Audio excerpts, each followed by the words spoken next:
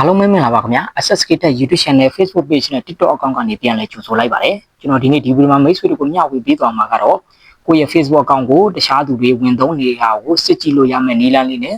အကယ်၍ဝင်သုံးနေတဲ့အထက်မှာကိုယ့်ရဲ့ဖုန်းအမျိုးအစားမဟုတ်ဘဲနဲ့တခြားဖုန်းအမျိုးအစားတွေတခြားကွန်ပျူတာတွေတခြား tablet တွေနဲ့ log in ဝင်ထားတာတွေ့ခဲ့လို့ရှိရင်လည်းချက်ချင်း log out လုပ်ပြလို့ရမယ့်နည်းလမ်းလေးကိုဒီဗီဒီယိုမှာမျှဝေပေးသွားမှာဖြစ်ပါတယ်ခင်ဗျာ Okay ပါဒီနည်းလမ်းလေးကိုဘယ်လိုလုပ်ရမလဲဆိုတာကျွန်တော်နဲ့တူတူလေးလာလိုက်ကြရအောင်ပထမဆုံးအနေနဲ့ Facebook software လေးတွေကိုဝင်ပေးလိုက်ပါပြီးရင်တော့ကိုယ့်ရဲ့ account profile လေးတွေကိုထပ်ဝင်ပေးလိုက်ပါ Okay ပါကိုယ့်ရဲ့ profile လေးတွေကိုရောက်ပြီဆိုရင်တော့အပေါ်မှာရှိတဲ့ကျွန်တော်တို့ setting ပုံစံလေးကိုနှိပ်ပြီးတော့ဝင်ပေးလိုက်ပါခင်ဗျာ Okay ပါဒါဆိုရင်တော့ကျွန်တော်တို့ဒီ setting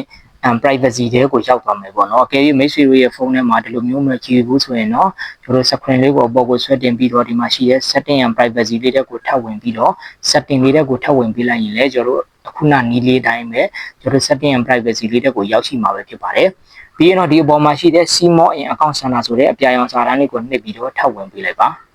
ပြီးရင်တော့ကျွန်တော် screen ကိုပေါ်ကိုဆွဲတင်ပြီးတော့ဒီမှာရှိတဲ့ account setting တွေက password and security တွေကိုထပ်ဝင်ပေးလိုက်ပါခင်ဗျာOkay ပါ password and security တွေကိုရောက်ပြီဆိုရင်တော့ကျွန်တော် screen ကိုပေါ်ကိုဆွဲတင်ပြီးတော့ဒီမှာ security check ထဲမှာရှိတဲ့အပေါ်ဆုံးက one you are logged in ဆိုတဲ့စာတန်းလေးကိုနှိပ်ပြီးတော့ထပ်ဝင်ပေးလိုက်ပါပြီးရင်တော့ကိုယ့်ရဲ့ Facebook account ကိုရွေးချယ်ပြီးတော့နှိပ်ပေးလိုက်ပါ Okay ပါဒါဆိုရင်တော့ကျွန်တော် account login activity ထဲမှာကျွန်တော်ဖုန်းနဲ့ login ဝင်ခဲ့တာတွေနဲ့တခြားကျွန်တော် Android တွေဒီမှာဆိုရင်ကျွန်တော်ပြထားပါတယ်ပေါ့နော်ကျွန်တော်ရဲ့ဖုန်းကတော့အပေါ်မှာပြတဲ့ Xiaomi Redmi Note 13 Pro Plus 5G ဖြစ်ပါတယ်ဒီအပေါ်ဆုံးမှာပေါ်ထားတဲ့ဖုန်းမျိုးစားဆိုရင်တော့ကျွန်တော်အခုလက်ရှိ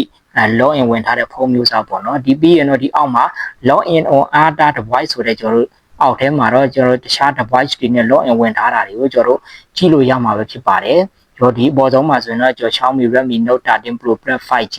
ဒါဆိုရင်တော့ကျွန်တော်ဘယ်နေရာမှာဆိုတော့ Bangkok Thailand မှာကျွန်တော် login ဝင်ထားတယ်ဘယ်ချိန်ကလဲဆိုရင်တော့မေလ29ရက်နေ့4:20မနက်ပိုင်းပေါ့နော်အဲ့လိုမျိုး login ဝင်ထားတဲ့ပုံစံတွေကျွန်တော်နာရီတွေအချိန်တွေနေ့ရက်တွေကိုကျွန်တော်ဒီနေရာမှာကြခါတဲ့ကြည့်လို့ရပါတယ်အောက်မှာဆိုရင်တော့ကျွန်တော်နာမည် Android ဆိုပြီးတော့ပဲပြပါတယ် January လ3ရက်နေ့မှာပဲကျွန်တော်login ဝင်ထားတယ်ပေါ့နော်ပြီးရင်တော့ဒီအောက်ဆုံးမှာဆိုရင်တော့ကျွန်တော် link set ဆိုပြီးတော့ရှိပါတယ်ဒါဆိုရင်တော့ကွန်ပျူတာနဲ့ပေါ့နော်ကွန်ပျူတာနဲ့ login ဝင်ထားတယ် Bangkok Thailand မှာပဲ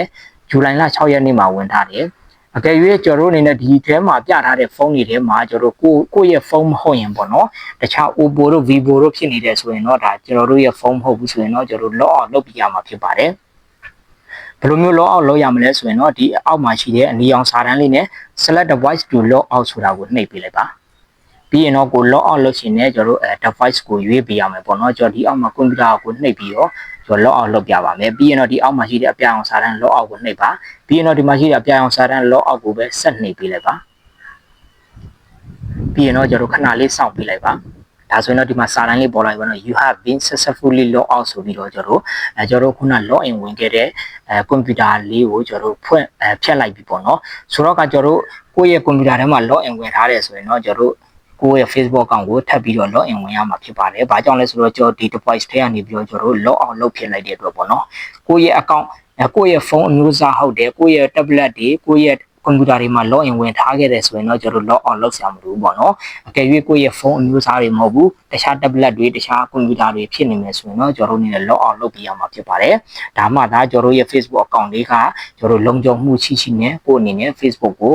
အသုံးပြုနိုင်မှာပဲဖြစ်ပါတယ်ခင်ဗျာ။ Okay ပါဒီဗီဒီယိုမှာမျှဝေပေးခဲ့တာကတော့ကိုယ့်ရဲ့ Facebook account ကိုတခြားသူတွေဝင်သုံးနေလားစနစ်တကျစစ်ဆေးလို့ရမယ်နည်းလမ်းလေးနဲ့ကျွန်တော်မတင်ကားတာတွေတွေ့ချင်ရင်လည်းကျွန်တော် log out လုပ်ကြည့်လို့ရမယ်နည်းလမ်းလေးကိုမျှဝေပေးခဲ့တာပဲဖြစ်ပါတယ်ဒီဗီဒီယိုလေးနဲ့ပတ်သက်ပြီးနားမလည်တာမရှင်းလင်းတာတွေရှိရင်လည်းဒီဗီဒီယိုလေးရဲ့ comment box မှာဝင်ရောက်မေးမြန်းအကြံပြုနိုင်ပါတယ်ခင်ဗျာအားလုံးပဲအဆင်ပြေကြပါစေခင်ဗျာ